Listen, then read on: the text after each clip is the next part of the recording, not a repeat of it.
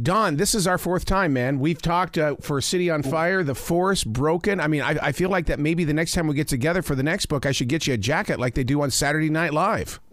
I want that. I want that jacket. You're a glutton for punishment, man. I don't know what to tell you.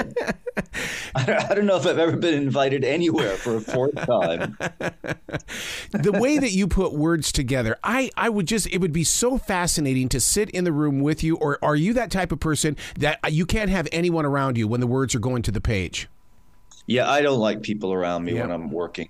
There's already too many people in the room. Do you know what I mean? I spend all day with people who don't actually exist. So yeah, that's plenty. Listen, I have written in public when I've had to. There are times I've written on planes and trains and all that kind of thing, and I can usually zoom it out. But no, I prefer to be alone somewhere when I'm doing it. Yeah, it gets kind of uncomfortable because people want to have a conversation with you while you're deep in thought, and you kind of just give them that look without using your words because it's like, whoa, you just walked in on me in the bathroom. It's kind of that way, but what's more of an issue is that it's not that you're having a conversation with someone else in the room, but you're deep in your own thoughts. It's that you're deep in conversation with these characters. Yes. Yeah, right? Yeah. And you're trying to see the world through those characters' eyes in the moment. And use their language and their thought structure and that kind of thing. And so you're so focused doing that, that there's not room to kind of step outside of it, Having said that, I mean, I don't mind being interrupted. I really don't, because I'll be able to pick it right up, afterward. So How difficult is it though to come back from a world of, well, you're hanging out with Danny all day and then you come back to where we presently are today, because I have to defrag. I've got to be able to break it down and kind of reacquaint myself with what's real. Definitely. It was more of an issue when I was writing these big drug tomes, which were so based in reality, and the reality was really gruesome. And harsh and often sad, and extremely violent, and so I really needed this sort of decompression period, like scuba divers coming up from the deep. You need to pause a little bit, before you break the surface. And so I did, I had these kind of routines of working out or what I do, when I was writing this trilogy is cook dinner. Yeah. Yes. I'd leave and then go back and do something normal, do something really mundane, but put a lot of care into it. I'd put some jazz on and, slavishly follow a recipe because I have no talent. And make dinner for us and then ease back into a real world. But it can be difficult, I mean, in my creative world, if you will, people say what I want them to say. They do what I want them to do, or I delete them. Right. Eventually, they're going to say what I want them to say. This is not true of Mrs. Winslow. Oh my God, it's so true. But what do you do in those situations? Let's say you go back to Broken and you reread a paragraph. Do you make the sounds? It's like I don't know. I shouldn't have gone that direction. Listen, Arrow, it's amazing how you can be embarrassed sitting by yourself in a room. I have literally blushed reading some of my stuff and going, oh man, that's so bad. That is like, oh, I almost look around, to anyone else. Right. Well, in the new book, Danny is not in a good place. I mean, there's a crime war in full motion here, and I mean, you really grab our imaginations, and I think that we're in this generation now to where that's exactly what we're looking for. We want to escape what's going on in the real world, and you take us there. Good, thank you. Yeah, look, this book opens 20 minutes after the last book ended. Wow. With the exception of like a very short, I think, page and a half prologue. And that's what I wanted. I just wanted, let's just jump right into the deep end. The guy's in big trouble. He's lost this crime war. Everybody and his dog is chasing him. The feds, the mob, the cops. He's got a senile father who's rapidly approaching dementia, an infant son. He's just lost his wife to cancer.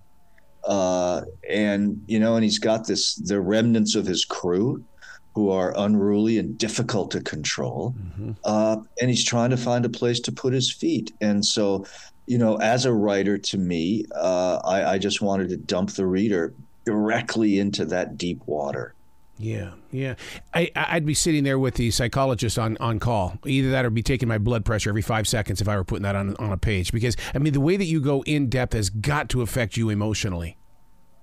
Listen, I've been doing it a while, so I'm a little inured to it, but it does. I was an investigator for years. Yes. And I knew I had to get out the day that I was reviewing autopsy photos of a woman who'd been murdered by her husband. And it was lunchtime on a busy day, headed to trial. And I was eating a ham sandwich in one hand and flipping through these photos with another, feeling nothing.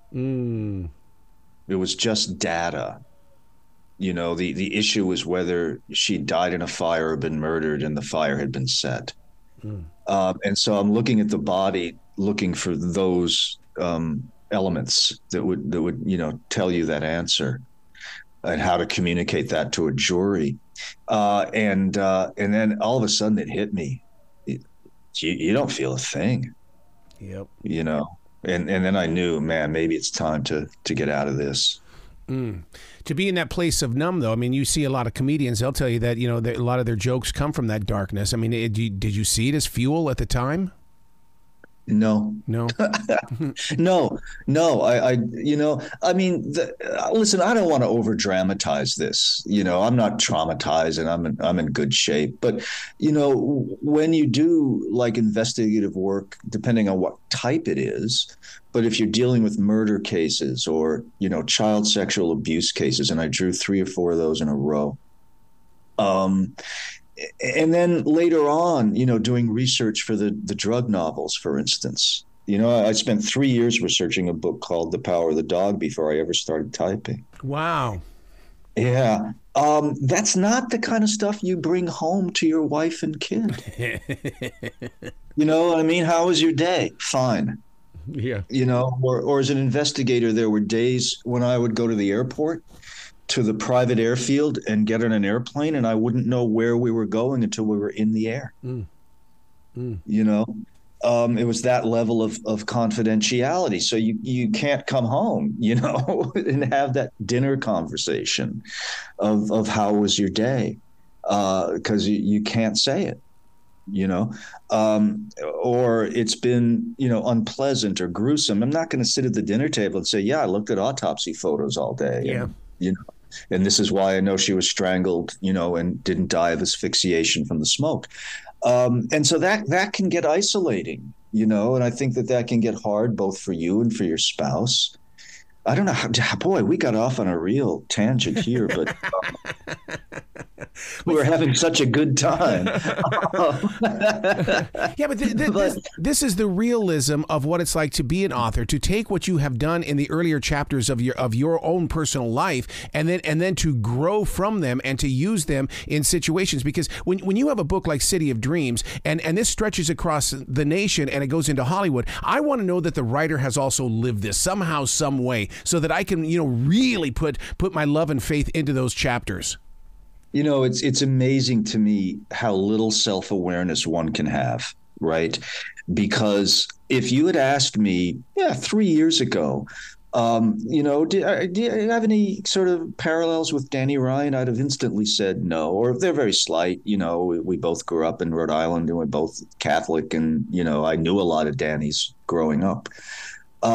It was only when I was in like the middle of writing the third book in this trilogy, which I've finished, by the way, that I realized all the parallels.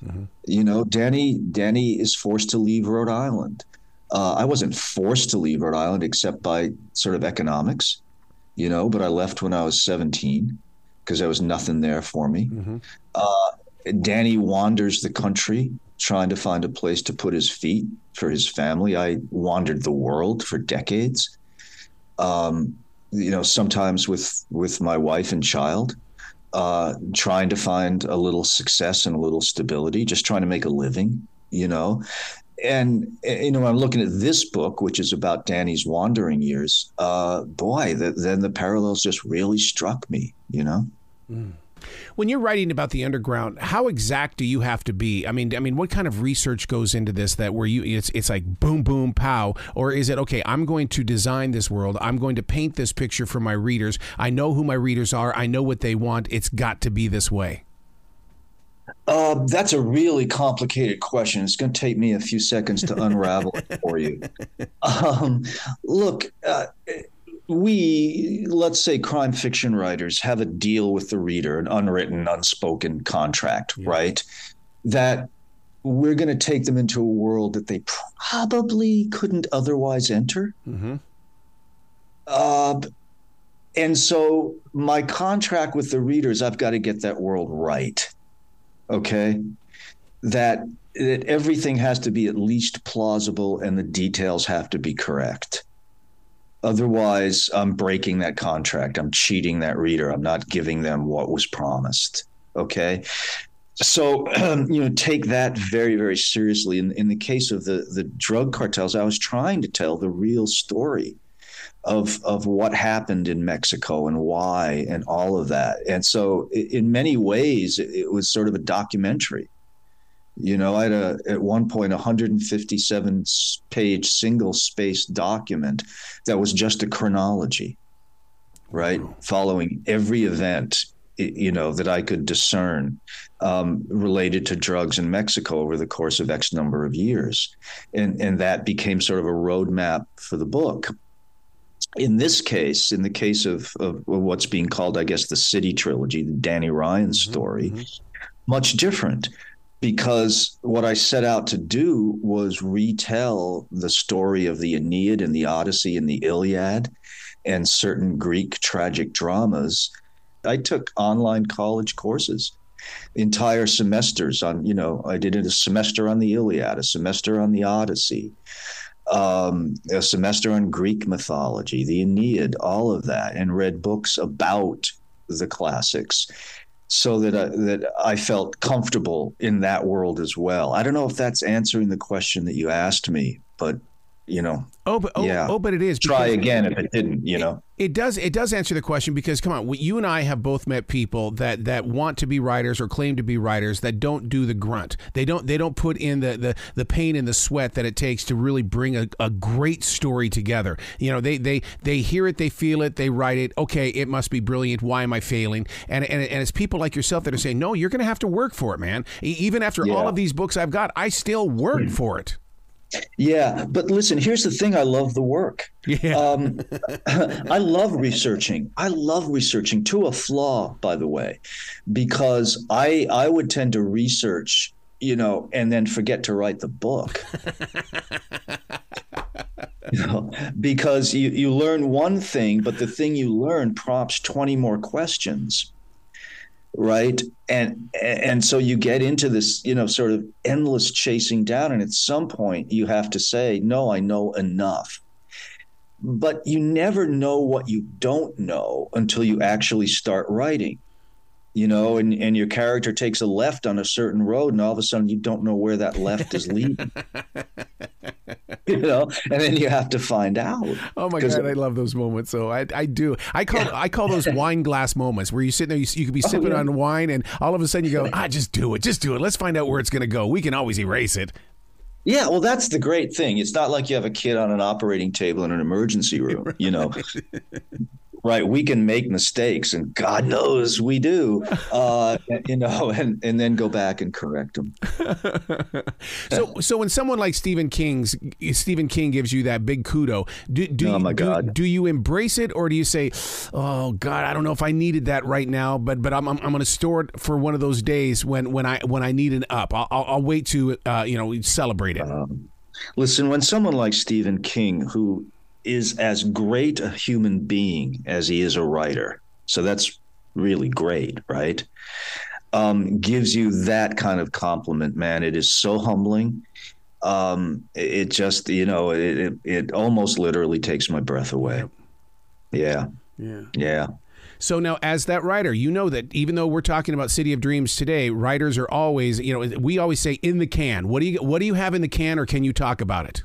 Yeah, I'll talk about it. I've got the third book in the can. Good. Where Danny goes next. I've finished it. And it's just, to mix metaphors, it's just on the runway waiting its turn to take off. So how do you keep it a big secret? You can't tell me something because I'm going to go tell somebody else something. And and it's like, but I mean, as a creative mind, how do you keep it inside as long as you do? And then when it's book release time, boom, let's talk about it. I spent a good part of my life keeping secrets. That's true. I'm literally a professional at it. Listen, when I existed in that world professionally, you specialize in compartmentalization. That's a word. And you just put these things in a certain part of your brain, and you only access it at certain times. Yeah. So, I spent a good part of my life walking around with a lot of secrets. Still, there, you don't talk about, details of cases and that kind of thing, and you put it away. And so, it's really relatively easy. Not doing something is always easier than doing something. Right. Right. You got to come back to this show anytime in the future. You know that the door is always open for you, sir. Man, invite me anytime. I'll come on. It's always a great time. And if you invite me back for a fifth time, I'd suggest some therapy or some counseling for you. And find out what's wrong and what this streak of masochism is. But beyond that, yeah, anytime, man. I don't have to have a book out. Just, get hold of me, and you know how to reach out to me, and I'd love to come. No worries. Well, you be brilliant today, okay, sir? I'm going to try. You too. We'll see how it goes. All right, man. Thank you. All right. Okay.